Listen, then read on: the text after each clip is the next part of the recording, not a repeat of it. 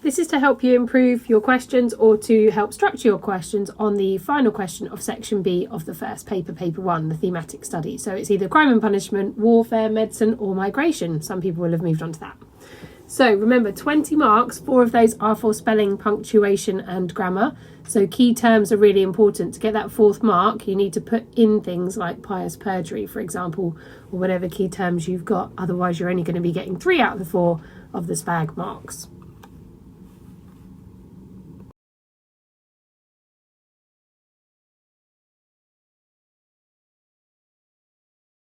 So section B is looking at change and continuity, and you will find that it gives you a statement in this 20-mark question and it asks you how far you agree.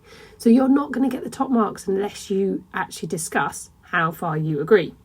So it will also ask you about significance or change and continuity. So you're weighing up the importance, the value of changes. And you get 2 options on this question, so it's important to look at them, and really, really, really important to look at the time spans. If you write out of the time span, they cannot award you any marks. And like I said in the first bit, don't forget the SPAG marks.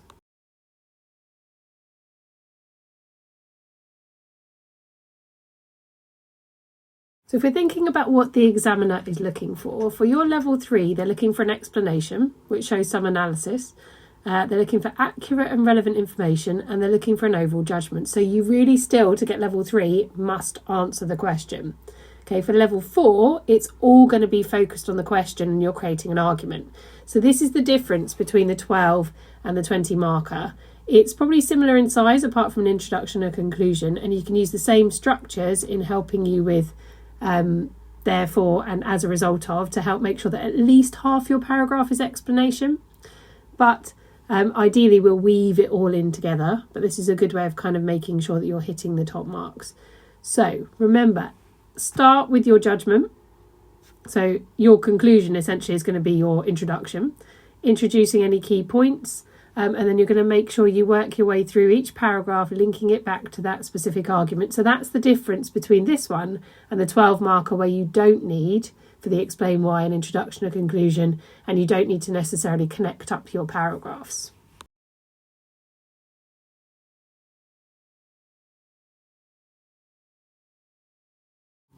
So because we're thinking change and continuity, a good way to revise is to, once you've learnt the knowledge, is to test yourself, creating yourself tables for the different themes. So for crime and punishment, for this section, it is crimes, punishments and policing. And you can think about the key motives and you can put your examples in. As you can see, I've done here. Then I've put specific details as to how similar they are and any other comments I want to make. So in motive, I've got revenge. Okay, now I would obviously be able to make a big table for this. And my examples here for the Anglo-Saxon time was Wehrguilt, because obviously they also want to deter people with their revenge punishments or retribution. And then in the Norman times, this moves to the murder and fine. Now this shows the power of the king as a harsh punishment for the village, which is why I've kind of claimed it as revenge. And the Wehrguilt, or you might want to put in the blood feud and the eye for an eye. I've got these 2 as similarities because they're both fines. Now, I would probably put in specific details about how much those fines cost, particularly for a prince. In Wehrguilt cost more. And then I've put my kind of analysis to learn. Same method, but different person to pay. So they both deter people committing crime. And then in my other, I'm going to link it to the other motives. So this is kind of compensating the family. This is compensating the king. So that's where it's slightly different. But they're still deterring, as not many people had large amounts of money to pay. Okay, I would carry on doing that for all my motives. For punishments, it would also be removing from society and then rehabilitation. And wherever I've got relevant examples from the different eras, I would put that in my table. Another good thing to do if you're really confident. Now, lots of schools have on their sites, if you Google, different revision guides and things, so you can use those. Go onto the exam board website and have a look at their examples.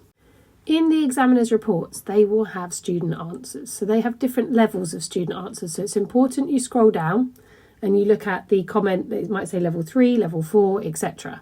Now, what might be quite a good thing to do is try to improve a level 3 answer to a level 4 answer. So think, what is it that this one's missing? And if you're recognising that, then you're starting to think about how you can move your own answer on.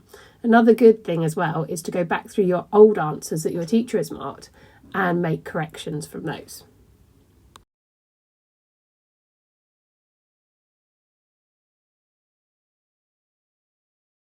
So you're going to spend about 20 to 25 minutes on this question, so it's important you leave yourself enough time.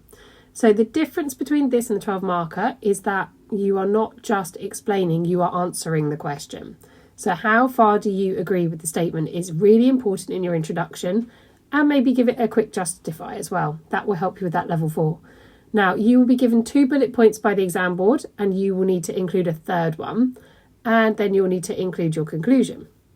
So because this question is looking at change over time generally, or significance, I would put your factors in chronologically.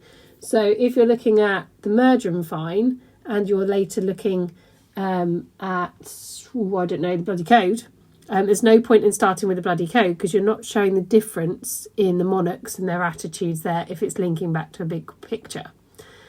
So think about making sure they're chronological. The exam board will not always put them chronologically on the bullet point list.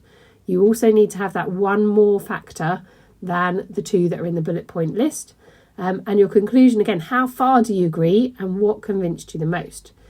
So within each of your paragraphs, you're going to use that structure that we perhaps used in the 12 marker, which is looking at making sure that half of your paragraph should be explanation. Your point is going to introduce your factor with the question, and your evidence is going to build in to kind of link back to the question. So for the level 4, all this should be directed at the question, not just what the what the evidence shows.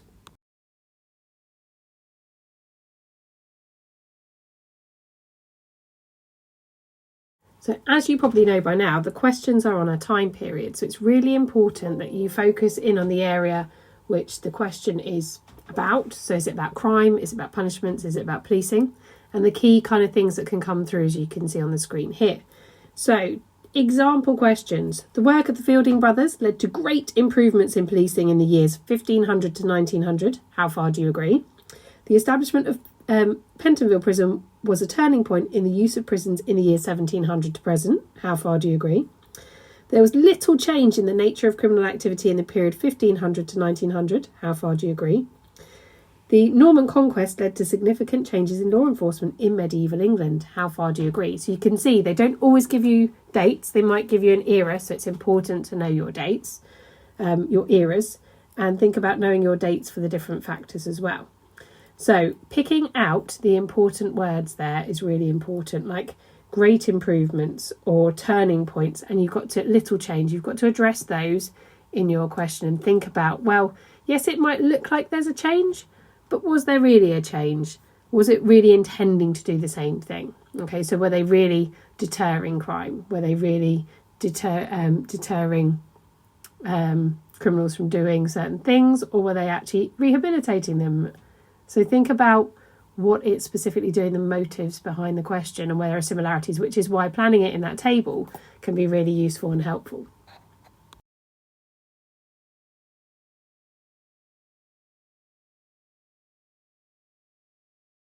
For your introduction, you're going to address the key language in the question. So I've got some examples that I've pulled out there of significance, turning point, change, improvement, and nature, which just means type. So remember, when we're thinking the nature of a source, it's the type of a source. If we're thinking the nature of crime, it's the type of crime. So is it serious? Is it not? So you'll see that I've picked a number of different questions, and hopefully from my introductions you can tell these and you can tell my opinion. So the introductions aren't very long, but they should give you a very clear indication of what you are thinking. So the Norman conquest did not lead to significant change in law enforcement in medieval England, but it looked like they did. I strongly agree that there was little change in the type of criminal activity between 1500 and 1900, but different monarchs and governments thought different crimes were more serious, so it made it look like there was a change. The work of the Fielding brothers led to a great change in law enforcement in the years 1500 to 1900, as it took policing out of the hands of the local community and made it a professional task. So for each one of these, for that level 4, I'm just giving my reason. So if I've run out of time in my conclusion, I have done it in my introduction. Pentonville Prison was not a turning point in the use of prisons between 1700 and today, as they aimed to remove from society. Open prisons and juvenile detention centres aim to rehabilitate prisoners, are a greater turning point. The attitude of authorities is the main reason for changes using the death penalty, as governments ignored the feelings of people and only changed punishment when it suited them. And specialisation, where the police forces had different squads, has been the most significant development since the creation of the Metropolitan Police. So, in each of those introductions, you should see which side the person is going to be on, the student's going to write from. And with that, obviously, they're going to follow that through. The conclusion should not be any surprise, because this should be in every single paragraph, and this is building your argument.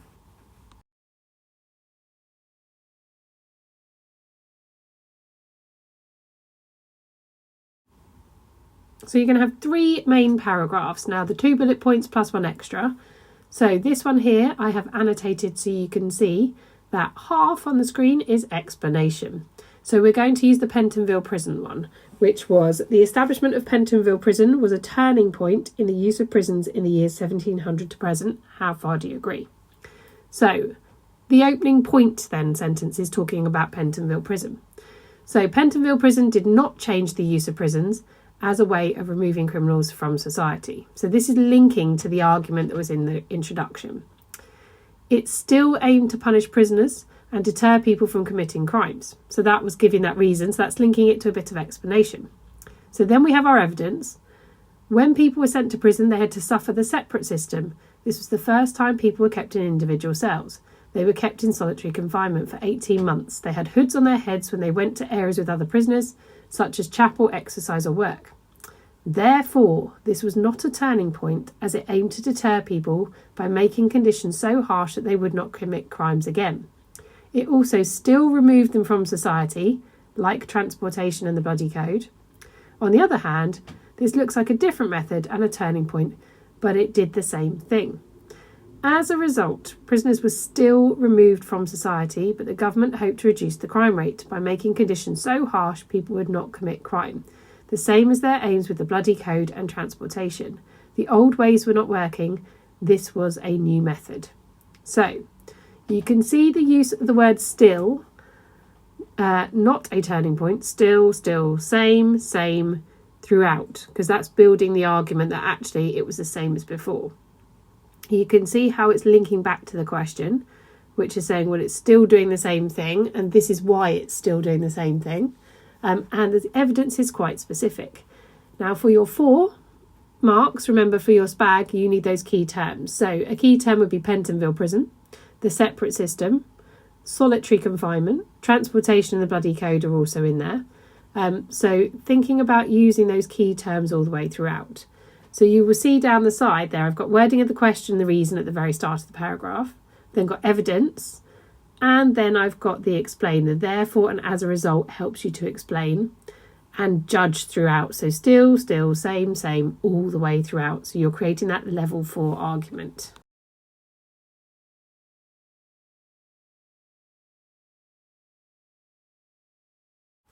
Conclusions then should not be any surprise to the examiner. So we set out our argument very clearly in our introduction.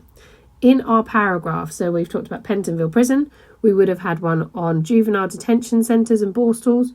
We would have had one on open prisons there as well. So all of that will show why they were turning points compared to Pentonville. We might say on the one hand, it looks like it could be, but actually the reality is different to get our level 4.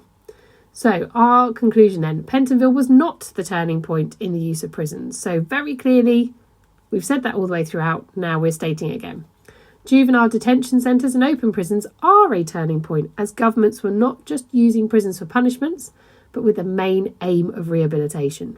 So we've just stated here, actually this is what's convinced me the most, is that the government changed their aim. Okay, so conclusion should always be, what's your answer? But that should be no surprise. And then what convinced you the most?